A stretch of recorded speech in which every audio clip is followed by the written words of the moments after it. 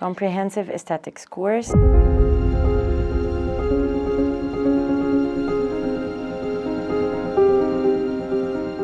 In the past decade, injectables have become very popular amongst dentists, and since we are more familiar with the facial anatomy and we're familiar with injections in general, we have become very talented in doing so.